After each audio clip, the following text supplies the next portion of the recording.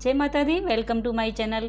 अनंत चतुर्दशी व्रत की पूजा विधि के बारे में बता रही हूँ और मैं आपको बता रही हूँ कि कच्चे डोरे का इसमें क्यों उपयोग किया जाता है। 14 गांठें लगाकर कच्चा डोरा तैयार किया जाता है। स्त्रियां और पुरुष अपने हाथ में बांधते हैं, पुरुष अपने दाहिने हाथ में बांधते हैं और पुरुष जो स्त्रियां होती हैं वो अपने बाएं हाथ में बांधती हैं। कहीं कहीं पर गाज खुलती हैं और कहीं पर गणेश जी के जब विसर्जन होता है उस दिन कच्चा डोरा इस तरह से तैयार करके विष्णु भगवान की पूजा की जाती है और उसके बाद में ये डोरा हाथ में बांध दिया जाता है। मीठी पूड़ी बनाई जाती हैं। कच्चे डोरे की जब पूजा होती है भगवान का विधि विधान से पूजन होता है। शेषनाग पर जो बना होता है अष्टदल कमल बना होता है, इसमें पूजा में शेषनाग होना या अष्टदल कमल बनना बहुत ज़रूरी होता है। कुसा घास का भी यूज़ करते हैं। अगर आपके पास कुसा घास नहीं है तो आप दूब घास भी ले सकते हैं, वैसे कुसा घास होना ज़रूरी होता है। विष्णु भगवान की प्रतिमा नहीं है तो आप तस्वीर ले सकते हैं। आप मिट्टी से पार्थिव शेषनाग बना सकते हैं अगर आपको बनाना आता है तो। मेरे पास विष्णु भगवान है जहाँ शेषनाग भी बना हुआ है तो मैं इसी विष्णु भगवान की पूजा करती हूँ। एकादशी की पूजा में या कोई भी पूर्णमासी का व्रत होता है, सत्यनारायण भगवान कथा होती है तो मैं ये ही विष्णु भगवान की प्रतिमा की पूजा करती हूँ। तो अब मैं आपको बताऊंगी इस व्रत के बारे में, मंत्र बताऊंगी कौन से मंत्र हमें जपना चाहिए इस व्रत में और किस तरह से पूजा करनी चाहिए, पूजा सामग्री क्या है और इसके बारे में कथा भी बताऊंगी। 2 कथा बताऊंगी जो बहुत ही छोटी हैं और बहुत ही अच्छी हैं, आपको सुननी चाहिए। अनंत धागा बांधने से हमारा खोया हुआ राज्य, परेशानियां दूर होती हैं, राज्य वापस मिलता है, कष्ट दूर होते हैं। जीवन है, गृहस्थ है तो इसमें कष्ट आते ही रहते हैं, लेकिन हम अपने पूजा पाठ से, विधि विधानों से, अपने मंत्र जाप से कष्ट को कम किया जा सकता है। तो बने रहिए मेरे चैनल पर और देखिए कि मैं जो अनंत चतुर्दशी का व्रत है ये इसके बारे में आपको पूरी विधि बताऊंगी।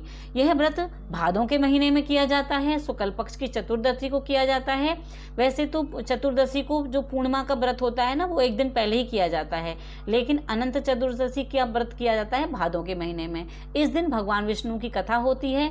इस व्रत के नाम से ही जैसे पता चलता है कि यह दिन सृष्टि के कर्ता निर्गुण ब्रह्मा की भक्ति का दिन है और इसमें हमें इस मंत्र का जाप करना चाहिए। आपको स्क्रीन पर यह मंत्र मिलेगा तो आप इस मंत्र को अपने पास नोट कर लीजिए और इसका जाप करिए।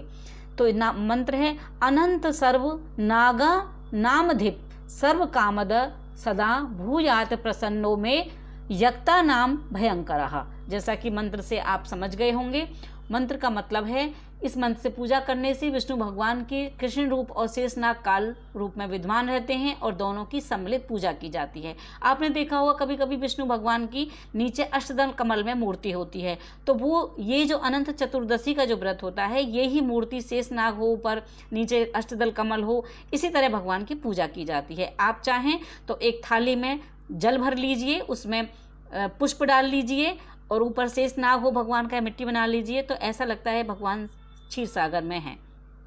इस तरह से आप भगवान की पूजा कर सकते हैं। तो सर्वप्रथम आप भगवान को स्नान कराएं। स्नान कराने के बाद कलश की स्थापना करें। कलश पर अष्टदल कमल के समान बने बर्तन में कुसा से निर्मित अनंत भगवान की स्थापना करें। नहीं तो आप ऐसे ही फूलों के ऊपर, पुष्प जो होते हैं उनके ऊपर भगवान की मूर्ति या तस्वीर जो भी आपके पास है वो आप रख सकते हैं।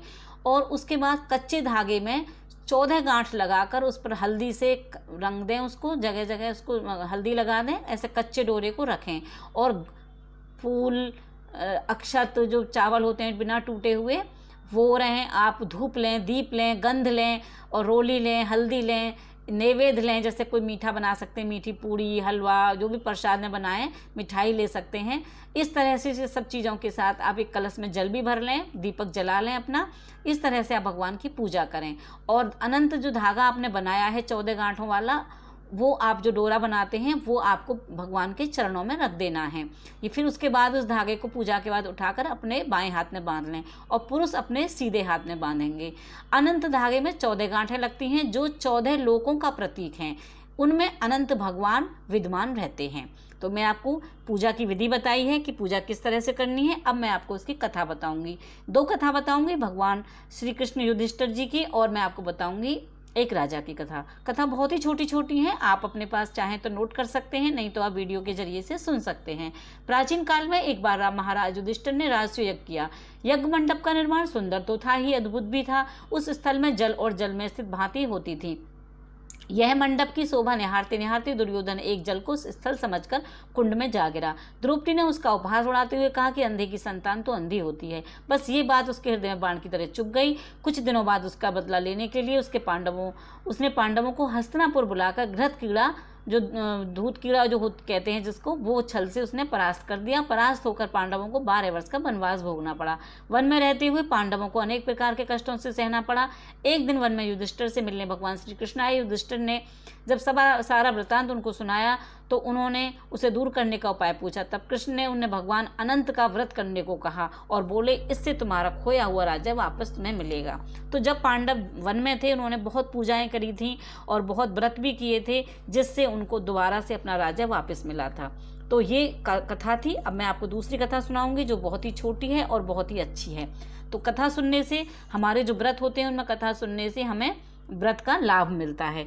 तो ये कथा है कि इसमें क्या हुआ, जब उनको भगवान को वो मिल गया था राज्य, ये कथा भगवान ने सुनाई थी युधिष्ठिर जी को। अब दूसरी कथा है। प्राचीन काल में सुमंत नाम का ब्राह्मण रहता था। उस ब्राह्मण की सुशीला नाम की कन्या थी। बड़ी होने पर ब्राह्मण ने सुशीला का विवाह कौंडल्य नामक ऋषि से कर दिया। कौंडल्य ऋषि सुशीला को लेकर अपने आश्रम को चल दिए। मार्ग में रात्रि हो जाने पर वे नदी तट पर संध्या करने लगे। सुशीला ने वहां बहुत सी स्त्रियों को देखा किसी देवता की पूजा करते हुए। सुशीला ने पूछा तो उन्होंने विधि पूर्वक बताया कि अनंत व्रत की महत्ता समझा दी कि हम इसका व्रत कर रहे हैं। सुशीला ने भी उस व्रत को अनुष्ठान करके 14 गांठों वाला डोरा हाथ में बांध लिया और अपने पति के पास लौट गई। कौंडल्य ऋषि जो थे, उन्होंने सुशीला के हाथ में बंधे धागे के बारे में पूछा तो उन्होंने सब बता दिया। कौंडल्य सुशीला की बातों से अप्रसन्न हो गए और उसके हाथ से बंधे हुए डोरे को उन्होंने अग्नि में डाल दिया। यह अनंत भगवान का अपमान था। कौंडल्य ऋषि की सुख संपत्ति नष्ट हो गई। सुशीला ने इसका कारण डोरे के जलने की बात दोहराई। तत्पश्चात अपना उन्होंने पश्चाताप किया ऋषि ने, और भगवान अनंत की खोज में वन में चल गए। जब वे भटकते भटकते निराश हो पड़े और बेहोश हो गए तो भगवान अनंत दर्शन देकर बोले, हे कौंडल्य, मेरे अपमान के कारण ही तुम्हारे ऊपर यह विपत्तियों का पहाड़ टूटा है। अब मेरे अपमान के कारण तुमने ये कष्ट पाया। भगवान बोले, हे ऋषि, तुमने पश्चाताप करने से मैं तुम्हारे से प्रसन्न हो गया हूँ। अब तुम वापस आश्रम जाकर 14 वर्ष तक विधि पूर्वक अनंत व्रत करो, इससे तुम्हारे सारे कष्ट दूर हो जाएंगे। कौंडल्य ऋषि ने वैसा ही किया और उन्हें सारे कष्टों से मुक्ति मिल गई। श्री कृष्ण की आज्ञा मानकर युधिष्ठिर ने अनंत भगवान का व्रत किया था, जिसके प्रभाव से पांडवों को महाभारत युद्ध में विजय प्राप्त हुई। अतः सभी को यह व्रत कर भगवान अनंत को कथा सुननी चाहिए और उनका प्रसाद। यह व्रत 14 वर्ष तक किया जाता है, उसके बाद उद्यापन कर देना चाहिए और अपने हाथ में जो कच्चा धागा होता है उसको भी विसर्जित कर देना चाहिए। तो ये जो धागा बांधते हैं हम, ये अनंत चतुर्दशी के दिन ही बांधते हैं और ये हमारे सब कष्टों को दूर करने वाला होता है। तो आप भी इस तरह से अनंत चतुर्दशी का व्रत कर सकते हैं और हाथ में 14 गांठों वाला धागा बांध सकते हैं, जिसे डोरा कहते हैं। आपको मेरी वीडियो अच्छी लगी हो तो प्लीज़ लाइक कीजिएगा और ये वीडियो को आप शेयर कीजिएगा, जिससे सभी इसका लाभ उठा सकें। टिल देन, बाय बाय, जय माता दी।